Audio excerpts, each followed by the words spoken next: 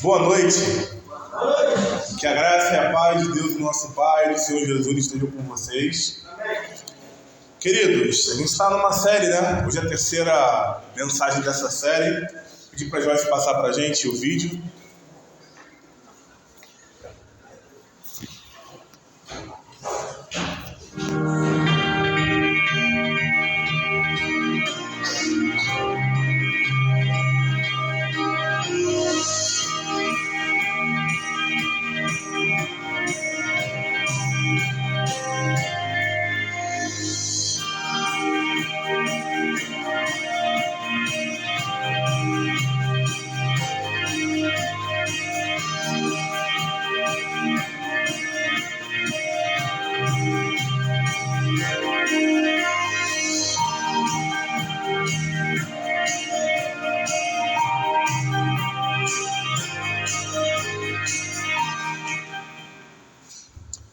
Então, se você está atento, já sabe o tema da mensagem de hoje, né?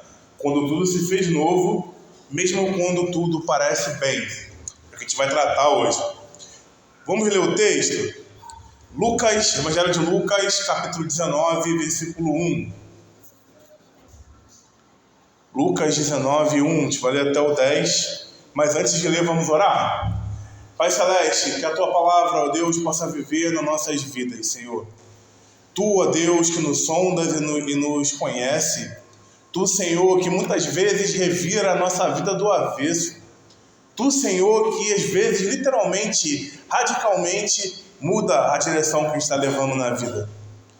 Mas o Senhor também, que não é só manifesta como um furacão, que às vezes se manifesta como uma brisa também, para transformar coisas profundas de forma calma, de forma eficaz, como sempre, mas de forma calma, de forma branda. O que importa, Senhor, não é a forma com que o Senhor age, mas o fato de que o Senhor está sempre cuidando de nós. Mesmo quando nós, cegos, ó Deus, por conta da nossa zona de conforto, não percebemos que precisamos de mudança. O nosso Pai Celeste está sempre lá, indicando, posicionando, agindo, nos transformando de dentro para fora.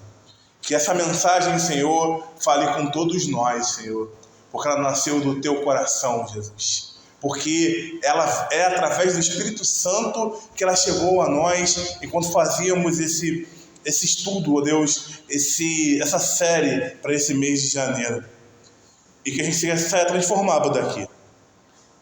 Que possamos sair cheios de Ti, Senhor, vazios de nós, tirando as bagagens que ocupam o nosso coração, para que o Senhor tenha mais e mais espaço dentro de nós, Senhor. Reina sobre nós. Em nome de Jesus. Amém. Vamos lá então. Evangelho de Lucas 19, versículo 1. Diz assim: Jesus entrou em Jericó e atravessava a cidade. Havia ali um homem rico chamado Zaqueu, chefe dos cobradores de impostos. Tentava ver Jesus, mas era baixo demais e não conseguia olhar por cima da multidão. Por isso correu adiante e subiu numa figueira brava no caminho por onde Jesus passaria. Quando Jesus chegou ali, olhou para cima e disse: Zaqueu, desça depressa, hoje devo hospedar-me em sua casa. Sem demora, Zaqueu desceu e com alegria recebeu Jesus em sua casa. Ao ver isso, o povo começou a se queixar. Ele foi se hospedar na casa de um pecador? Enquanto isso, Zaqueu se levantou e disse: Senhor, darei metade das minhas riquezas aos pobres. E se explorei alguém na cobrança de impostos, devolverei 4 vezes mais. Jesus respondeu: Hoje chegou a salvação a esta casa, pois este homem também é filho de Abraão. Porque o Filho do Homem veio buscar e salvar os perdidos. Essa é a famosa história de Zaqueu. Se você tem aí mais de 10 anos de convertido, lembra da música Chiclete lá do Regis Danese, né? Entra na minha casa, entra na minha vida. Que começava: como Zaqueu, quero subir o mais alto que eu puder. Quando eu fazia sermão, cantei muito isso lá com a Ione, brincando, né? E é um good times, né? Porque essa música morreu literalmente, não ouve ela mais em lugar nenhum. Mas sempre que eu ouço falar de Zaqueu até então, eu sempre lembro dela. Zaqueu é uma figura curiosa nas escrituras. É uma figura popular, tanto que virou música, né? Só que vocês sabem disso, eu frequentemente costumo falar isso quando eu estou pregando aqui, né? A gente até criou um curso chamado Vivendo nas Escrituras, porque para nós é um valor muito grande você entender que a narrativa bíblica é a nossa história, a gente faz parte disso. Quando você lê a Bíblia, você não está lendo só um livro que vai edificar a sua vida, um manual de instruções, você está lendo a história do seu povo, você é sequência daquilo ali. Não é à toa que o próprio Lucas, né, quando escreveu Atos, ele não encerrou, não o nosso diácono, mas o evangelista, né?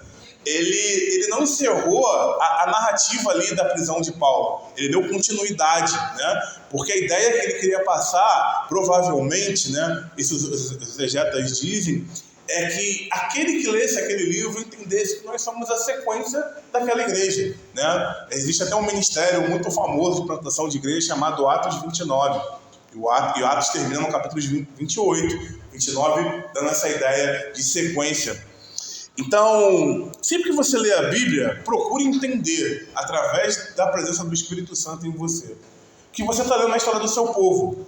O seu povo não é o Brasil. O seu povo não é os torcedores do Flamengo, do Fluminense, do Vasco ou do Botafogo.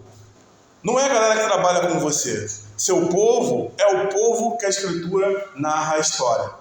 E claro, entre nós e o primeiro século tem aí vários séculos de distância, né? Muita história, muitos erros sim também, muitos pecados cometidos, mas muitos acertos até a gente chegar até aqui, né? A gente sabe que a igreja presbiteriana, por exemplo, começa com um missionário americano vindo para cá, o Ashbel Green Simon. Então, a Bíblia é uma história viva. Ela é a única história viva. Toda a história que a gente lê são simples histórias de personagens, né? Ninguém acredita que existe o Frodo do Senhor dos Anéis na vida real. É uma história. Ou que existe o Homem de Ferro voando por aí. É uma história também. Mas quando você lê a Bíblia, você precisa entender que o que ela narra é real, é verdadeiro. E até hoje é assim. Tudo que está lá, nós temos uma sequência disso. Nós somos frutos de legados e discípulos de Jesus no decorrer da história. E muitas vezes frutos de sangue, de muito sangue derramado para que a gente chegasse até aqui. Então, o cristianismo tem essa ideia, ele traz essa dinâmica para a gente. E ao ler a história de Zaqueu, você está lendo a história de um homem que você vai se encontrar com ele no céu. Você pode perguntar lá como ele subiu na árvore, pode conferir se ele era baixinho mesmo, ou se aquela época as pessoas eram mais altas ou não. Pode fazer o que você quiser quando encontrar Zaqueu lá na Nova Jerusalém, porque é certo que ele vai estar lá. E ao se deparar com Zaqueu, a gente precisa perceber algumas questões, que é o que a gente vai trabalhar aqui, né, nesse sermão, sobre identidade, né? Zaqueu, para mim, fortemente, sempre que eu leio essa história, sempre que eu medito nela, sempre que eu oro sobre ela, o que vem na minha mente é a ideia de identidade. Talvez você nunca tivesse tido esse insight, né? Talvez você nunca tivesse pensado nisso. Talvez a história de Zaqueu passa batido na sua leitura bíblica, não é uma coisa que você investe muito tempo ali refletindo, ou fica só para você o fato dele querer ver tanto Jesus que ele subiu na árvore, que também é uma verdade. Mas eu entendo que é uma questão de identidade. Eu creio que a maioria de nós, né, se não todos, tivemos um tempo da vida de pensar quem somos nós, por que estamos aqui. Eu lembro que eu passei minha adolescência questionando isso. E eu me converti no final da adolescência, né? Ano que vem faz 20 anos que eu me converti. E eu faço 40 também, então eu finalmente vou empatar o jogo, né? Vou ter tanto tempo vivo quanto tempo de convertido, se Deus quiser. E eu lembro justamente que meu processo de conversão começou quando eu comecei a questionar quem eu era. Porque eu estava aqui. É a época da adolescência que você pensa em vestibular, né? E você é muito novo e tem que tomar uma decisão muito séria, que é aquela de profissão você vai seguir, né? A maioria erra, né? Tem gente aí que tem 5 faculdades, 4 não terminadas e 1 terminada. Tem gente que nunca terminou nenhuma, né? Eu, graças a Deus, eu tô no 2-1. Eu não terminei uma e vou terminar a segunda agora. Então tô ganhando o jogo, né? Mas a gente sempre tem esse momento. O que eu vou fazer da minha vida? Que profissão que eu vou seguir? E isso foi um gatilho para eu mais fundo, sabe? Eu pensei quem eu era, o que eu estava fazendo aqui, por que eu nasci filho dos meus pais. Eu estava, talvez, né? Foi um questionamento meio tardio, que criança que é muito assim, né? Por quê? Por quê? Mas dizem que são as perguntas que movem o mundo. Então eu estava nessa fase muito agressiva. Caramba, quem eu era? E aí, um grande amigo meu, que estudava comigo, né, na escola, ele que vinha me evangelizando desde a época da escola, ainda que estava desviado, né? Já contei essa história aqui, hoje ele é até pastor também. Ele estava desviado, só que ele sempre tirava muitas das minhas dúvidas, né? Porque eu fui criado com uma religiosidade latente. Fui criado com a Bíblia todo dia, eu não entendia direito quem era Jesus. Então ele veio desconstruindo isso para mim, né? Eu não entendia direito o principal, né? O que é a chave que abre a porta para você entender. E eu lembro que quando eu comecei a entender quem eu era, e isso aí tem uma dimensão muito grande, né? Isso é um prisma, são vários lados. Porque eu sou pecador, mas eu sou amado por Deus, e a gente pode ficar aqui até a noite toda, né, destrinchando isso. Mas o fato é que quando eu comecei a ter respostas, foi quando eu me converti. Eu lembro profundamente da noite que eu acredito que tenha sido a minha conversão, do Espírito Santo vindo sobre mim, né? E já contei isso para os jovens, né, na classe como foi. E esse caminho, essa busca desses questionamentos me levaram até o Senhor. E já faz 20 anos, né? Já faz tempo pra caramba aí. Tem gente aqui que nem 20 anos tem e isso já aconteceu. E eu creio que, de alguma forma, você também passa por isso ou passou por isso. Porque essa pergunta de quem eu sou, ela nunca foi uma resposta também que se extinguisse, né? Que ali estava resolvido. Na medida que até hoje eu questiono quem eu devo ser, eu vou crescendo no Senhor. Eu vou aprendendo coisas novas, eu vou me encontrando com Ele, eu vou entendendo direções que eu não sabia que o Senhor queria que eu tomasse, né? Nisso eu encontrei a mulher com que eu casei, a família que a gente fez juntos em Cristo e todo o restante. Eu acredito que essa pergunta, ela tem que ser uma pergunta muito presente na nossa vida. A gente sempre tem que estar questionando quem nós somos, quem deveríamos ser. Martinho Lutero, o reformador, ele tinha uma frase, ele tinha várias frases, né? Mas essa é bem icônica, que ele falava o seguinte: eu ainda não sou quem eu deveria ser, mas eu louvo a Deus pelo fato de não ser mais quem eu era antes. Eu ainda não sou quem eu deveria ser, mas eu louvo a Deus pelo fato de não ser mais quem eu era antes. Então, isso é um caminho interessante da gente seguir. Quem você quer que eu seja, Deus? Eu estou sendo quem o Senhor quer que eu seja? Para onde eu devo ir? Isaqueu era um homem que viveu isso. Porque o pecado, a gente também fortemente falamos isso daqui, o pecado é mais poderoso do que a gente imagina. O pecado é inteligente. O pecado nos envolve de uma forma que vai entorpecendo a nossa mente, vai envenenando a nossa mente, a ponto de a gente não conseguir mais enxergar algumas coisas. E aquilo que o pecado mais atacou, quando ele entrou na nossa raça, quando ele entrou na nossa espécie, através ali do fruto com Adão e Eva, é exatamente você e eu não entendermos quem somos. Porque quem não sabe quem é, vai para qualquer lugar. Quem não sabe quem é, toma qualquer decisão. Quem não sabe quem é, acredita que é qualquer coisa que qualquer pessoa chega e fala para você que você é. Quer ver? Não precisa levantar a mão nem responder, é uma pergunta retórica. Mas quantos de vocês não cresceram ouvindo coisas como: ah, você é um inútil, você não presta, você não sabe fazer nada direito, você é porco, sei lá, ou porca? E o tempo todo as pessoas e o mundo vão tentando dizer coisas que nós somos. E muitas vezes a gente adota isso. Porque a nossa busca, por conta do pecado dentro de nós, passou a ser isso.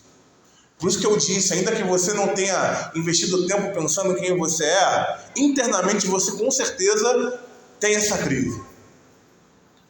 Porque o pecado, ele distorce. O pecado, ele deforma o que é belo. E muitas vezes a gente não sabe exatamente quem a gente é. Você pode ter anos de convertido, anos frequentando uma igreja, anos fazendo orações, ouvindo sermões toda semana, às vezes até todo dia, com os youtubers da vida. Mas isso não significa que você tenha entendido quem você realmente deve ser.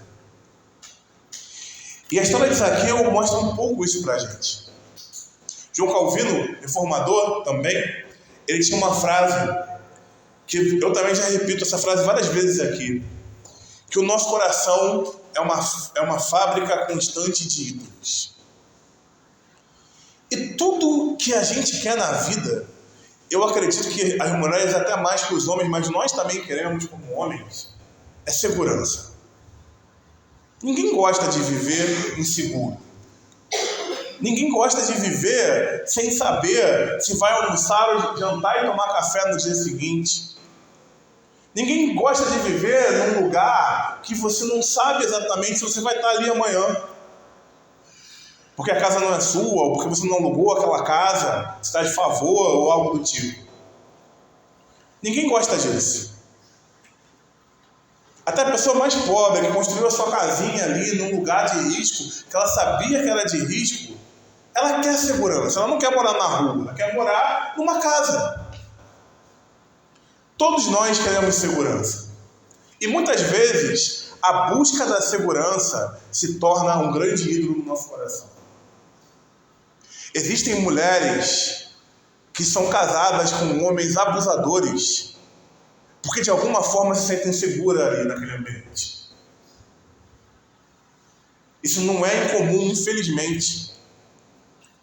É triste, mas é uma verdade. Existem pessoas que trabalham em empresas onde os chefes abusam dos funcionários emocionalmente, mas o emprego traz segurança, de alguma forma. Ou pelo menos a pessoa entende que tem uma segurança ali.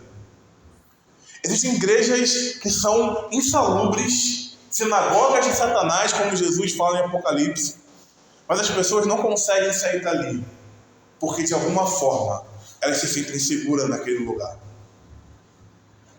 Porque a segurança muitas vezes é um ídolo que a gente tem. E quando eu estava criando esse esboço, a Helena até falou, é melhor você falar de segurança falsa, né?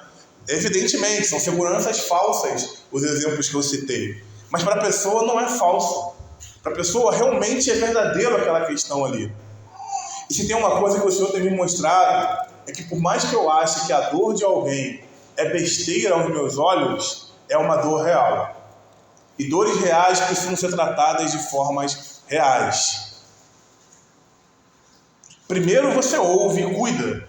Depois você ensina aquela pessoa que ela não precisava estar triste, tão triste pelo menos, como está, por conta daquela questão.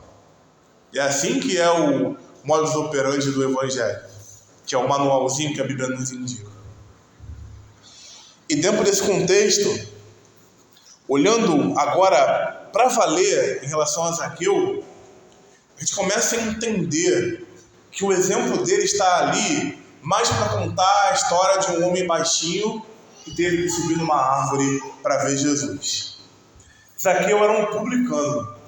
Se você não sabe o que é isso, eu te explico. Os publicanos eram judeus que eram recrutados por Roma por terem habilidades especiais. E aí a galera do The Chosen sabe que Mateus era um publicano, né? Ele era exatamente isso. Inclusive é legal a série porque Mateus ele nem tem cara de judeu mais. Ele tá ali de barba raspada, cabelo curto, ele parece mais um romano do que um judeu. Na verdade ele não é nenhuma coisa nem outra, porque ele tem cara ali de cara do Oriente Médio mesmo, né? Só que ele se veste como um romano, ele se comporta como um romano. Então, os publicanos eram judeus recrutados por Roma para trabalhar como cobradores de impostos. E vamos parar para refletir um pouco numa questão. Os romanos estavam ali, exploravam os judeus, cobravam impostos abusivos, tomavam a terra muitas vezes, criavam leis que eram impostas àquele povo que antes era livre. E aí vem um judeu, alguém do mesmo povo que você, e simplesmente começa a cobrar impostos a você em nome de Roma. Ou seja, é um vira-casaca. Era um cara que era aliado e passa a ser inimigo agora. Por isso que no texto que a gente leu, quando eles percebem que Zaqueu está ali falando com Jesus, eles se espantam. Bota a imagem do Zaqueu aí pra gente ver, Joyce, por favor. As duas imagens aí de pinturas sobre Zaqueu, né? Pra gente ter aquela... Olha lá. Aí Jesus já tá tirando ele da árvore.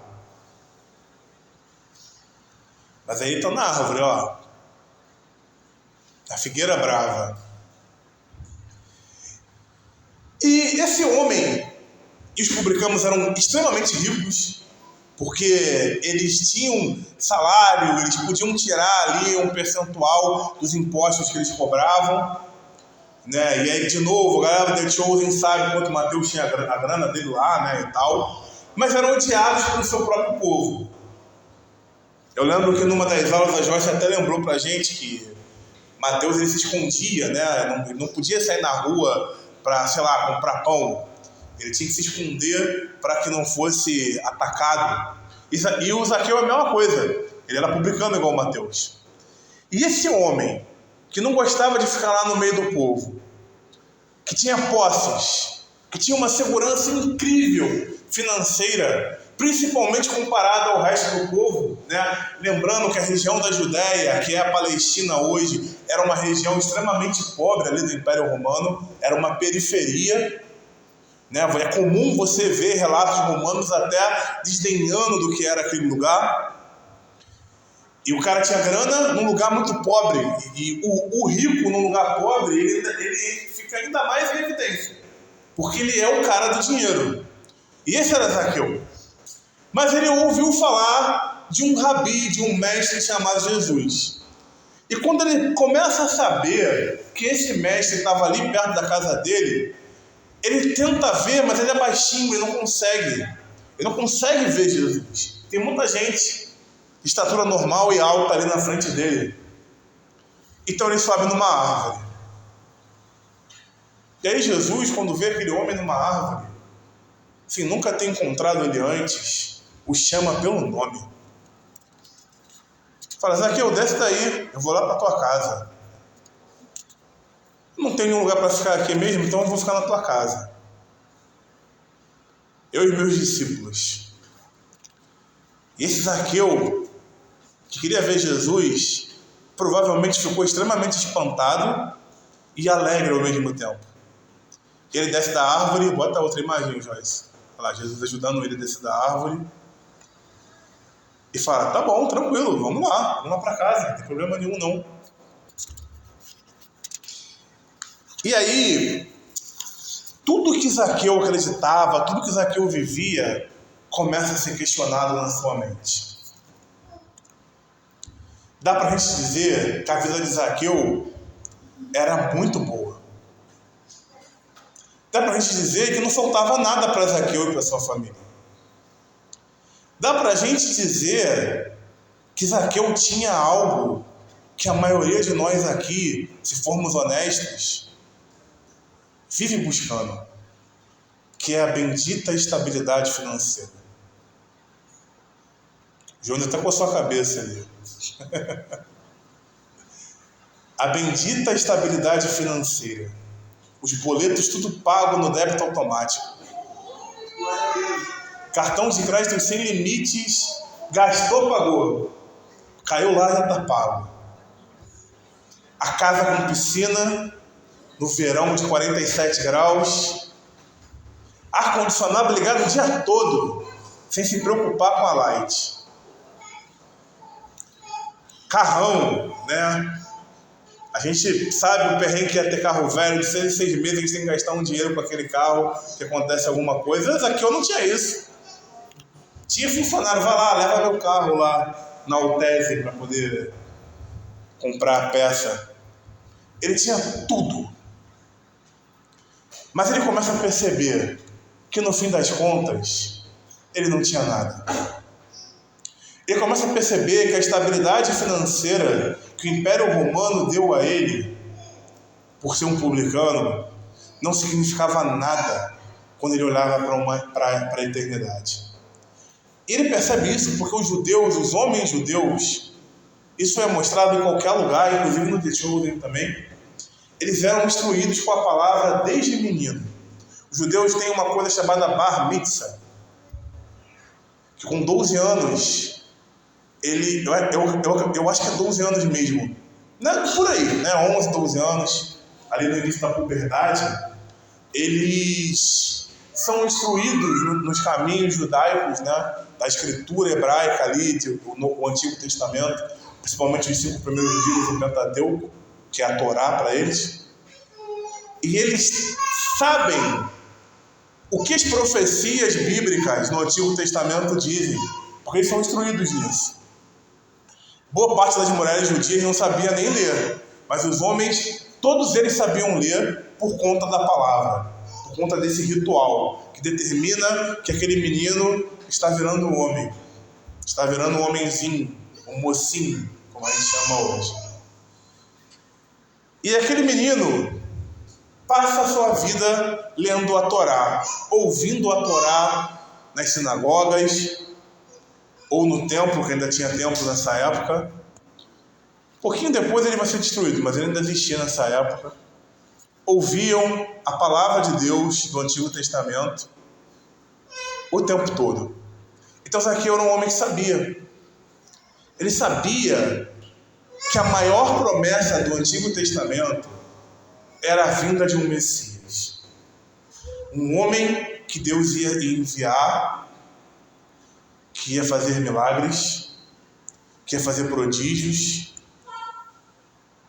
e que poderia transformar qualquer vida, qualquer pessoa.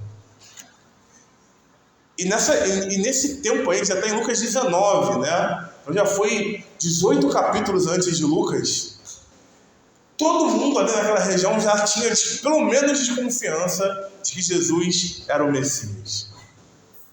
É interessante que eu preguei hoje lá na igreja presbiteriana Viva Esperança. Eu estava falando sobre a tentação de Jesus, né, que eu preguei no dia 1º aqui também.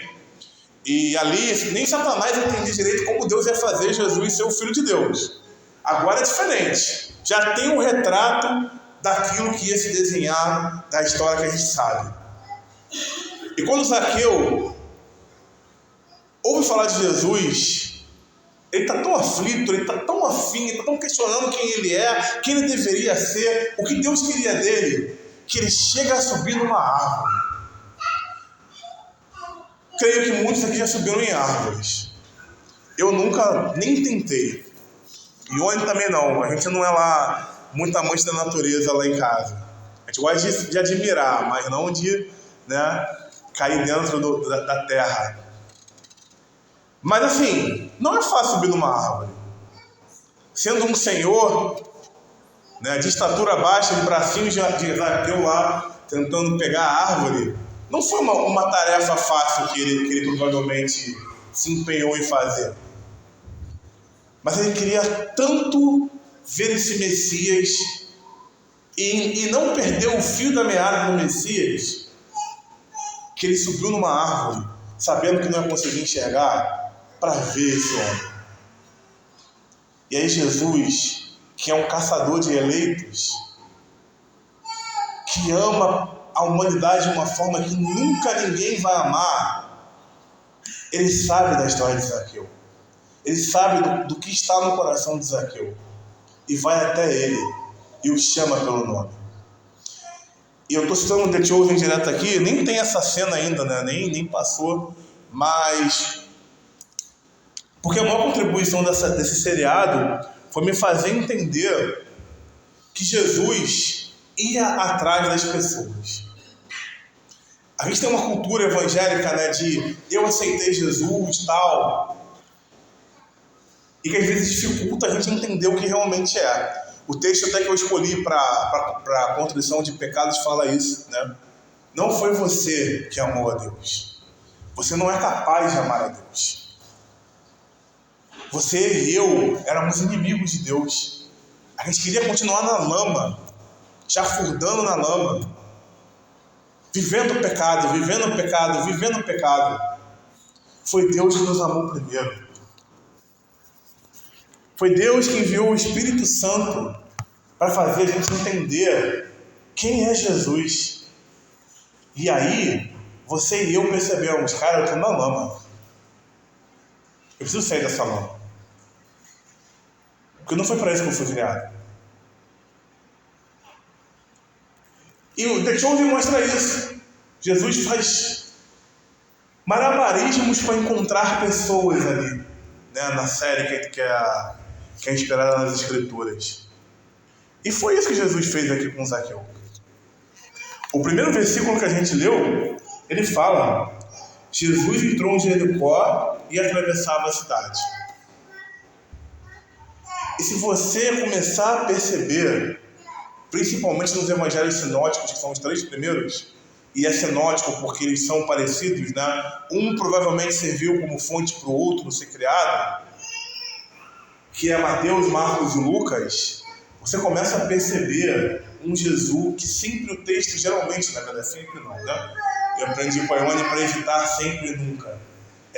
Mas geralmente o texto cita o fato de que Jesus entrou numa cidade antes de começar a contar histórias de pessoas. Então é intencional. Ele entrou em Jericó já pensando em Zaqueu. O problema é que eu e você, a gente é acostumado a achar que Deus é muito ocupado para pensar em mim e em você. A gente vive naquela corda bamba, né? Ou a gente acha que Deus não está nem aí pra gente porque Ele é muito maior que nós, ou a gente acha que é o último biscoito ali do pacote. O príncipe e a princesa de Jesus, ou mais um ser humaninho que Deus tem mais o que fazer do que se preocupar com a gente. O Evangelho traz um equilíbrio entre uma coisa e outra. O Evangelho mostra um Deus que é Deus do universo, sim, que está agindo lá na guerra entre a Rússia e a Ucrânia, agora sim, mas que também quer ser o Deus do meu universo e do seu universo. Tem uma música da Oficina G3 que fala isso, né? Seja meu universo. E Deus, Ele quer governar as nossas vidas também. Ele se preocupa conosco. O que você está passando, seja lá o que for, é algo que o Senhor se preocupa. Por isso que ele ia para as cidades encontrar pessoas específicas. E os evangelistas davam total destaque a isso, como Lucas está fazendo com Zaqueu, investindo 10 versículos para falar da história de um homem baixinho que subiu numa árvore. Porque não há nada que o Senhor ame mais do que pessoas, do que homens e mulheres que Ele escolheu desde antes da fundação do mundo para ser seus filhos.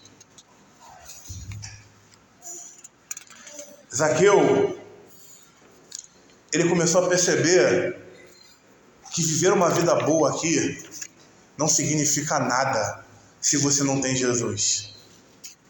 Zaqueu começou a perceber que toda a riqueza que ele tinha como publicano não significava nada sem ter nada para a vida eterna. Ele começou a perceber que o que importa de verdade é se relacionar com Deus e se relacionar uns com os outros. Ele começou a entender o que Jesus fala no próprio Evangelho de Lucas, quando ele chega para os nossos primeiros irmãos e diz o seguinte: use as riquezas desse mundo para fazer amigos. Porque o que importa, no fim das contas, o que a gente leva para a eternidade é o nosso relacionamento com Deus e o nosso relacionamento uns com os outros. A coisa mais importante que existe nesse mundo é Deus e as pessoas. Não tem carro, não tem moto, não tem mansão, não tem cordão de ouro, de prata, não tem pedra preciosa que se compare à presença de Deus na vida de alguém e a presença nossa uns com os outros no cotidiano da nossa vida também. O problema é que, como eu preguei lá no dia 1º aqui, até lembrei isso também lá na Viva Esperança, é que a gente é ensinado pelo mundo a amar as coisas e usar as pessoas. Como a lógica do Evangelho é que a gente ame profundamente as pessoas e use as coisas. A ponto, lá na igreja primitiva, lá em Atos capítulo 2, de ninguém ser dono de nada. Se Josafá não tem carro, ele precisa de um carro, ele pode usar o meu carro porque ele é meu irmão em Cristo. Porque não é meu carro, é da igreja, é do Senhor. E no fim das contas, isso é uma verdade. Porque tudo que nós temos pertence ao Senhor. Você só é um mordomo, uma mordoma. Existe mordoma? Nem sei. Enfim. Só é um empregado que Deus confiou para tomar conta daquilo ali. Seja um anel que está no seu dedo, até a casa que você mora. Tudo pertence ao Senhor. E quando você morrer, o que vai ser ressuscitado não é a sua casa. Não é os seus animais. Não é suas bijuterias, suas joias. É você. É a pessoa que está do seu lado. É a pessoa que está atrás de você. É essa pessoa que está falando com você agora. Porque Deus criou todas as coisas e fez com que o que importasse é Ele e as pessoas, as vidas.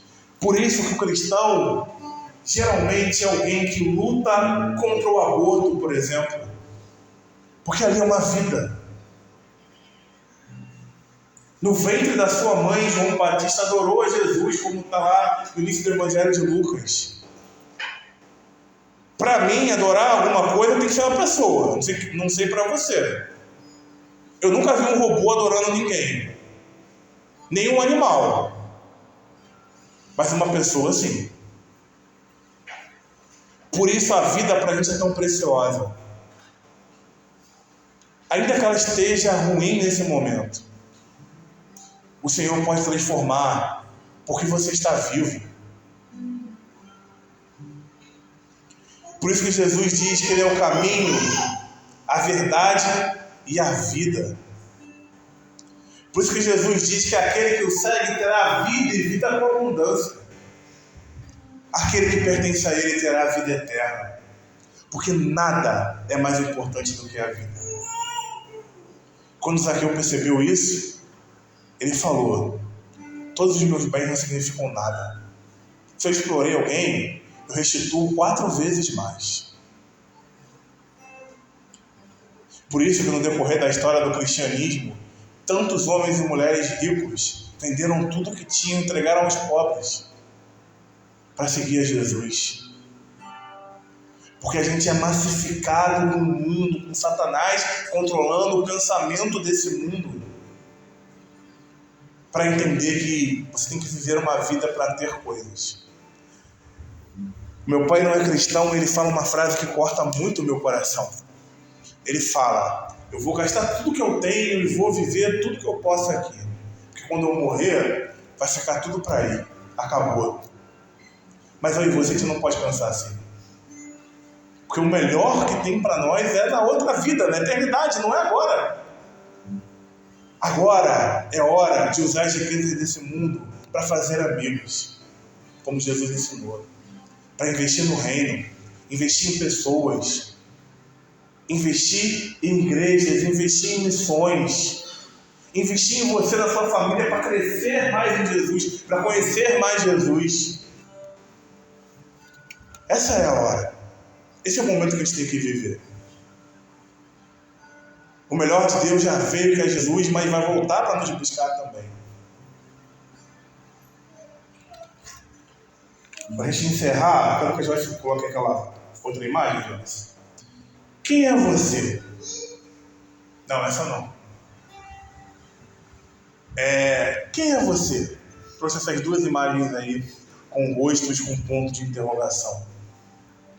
O Senhor te pergunta hoje à noite: quem define quem você é?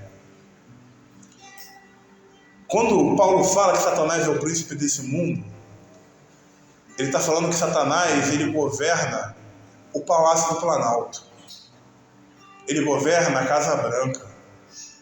Ele governa a ONU. Porque esses caras que estão lá governando, e essas mulheres, são as pessoas mais tentadas que existem disparado no mundo. E muitas vezes são instrumentos do diabo. Porque a gente sabe quem governa o universo de verdade. É o Senhor que governa o universo. E Ele, como que Deus se apresenta para Moisés? Vocês lembram? Eu sou o que sou. Eu sou o grande eu sou. Se tem alguém que sabe quem é o Senhor, se tem alguém que sabe quem você é o Senhor. Porque é possível que você caia na mentira no seu próprio coração até, achando que é uma coisa que você não é. Mas o seu Deus, o seu Pai Celeste, o seu Criador, Ele sabe exatamente quem você é. É por isso que na história do cristianismo, tantos homens e mulheres nos ensinam que quanto mais a Deus eu pertencer, mais eu mesmo eu serei. Quanto mais a Deus eu e você pertencemos, mais nós mesmos nós seremos. Porque agora não tem mais pecado influenciando na nossa identidade. É o Senhor que nos criou, mostrando quem a gente é. Quem você é, meu irmão e minha irmã? Quem você deveria ser? Para onde você está indo? O Espírito Santo te pergunta hoje à noite. Assim como Zaqueu, Jesus se encontrará contigo e definirá quem você é todos os dias. Ele é a nossa única segurança, o alfa e o ômega, a primeira letra e a última letra do alfabeto, o princípio e o fim. Deixe Jesus viver em você e não mais você viver. Seu passado e nem mesmo o seu presente definem quem você é. Quem te define, o único que tem poder para definir a tua identidade e quem você é o Senhor, Criador de todas as coisas. Aquele em que tudo foi criado por Ele e dele. Eu quero deixar um desafio para você nessa noite, como já é de costume, né? Nessa semana, se olhe no espelho todos os dias de manhã e diga a si mesmo: somente o Senhor Jesus define quem eu sou. Em seguida, vá fazer o seu devocional com esta perspectiva. Com a perspectiva de que só Jesus pode dizer quem você é. Seu marido, sua esposa, seus filhos, seus irmãos, seus tios, seus primos, o governo do Brasil, o governo do estado do Rio de Janeiro, seu patrão. Ninguém pode definir quem você é. Nem mesmo você. A verdade é essa. O mundo diz que não, né? A gente pode ser o que quiser. Isso também é uma mentira do diabo. Somente o Senhor pode definir quem você é, como ele fez com Zaqueu. E aquele homem nunca mais foi o mesmo. A sua casa nunca mais foi a mesma.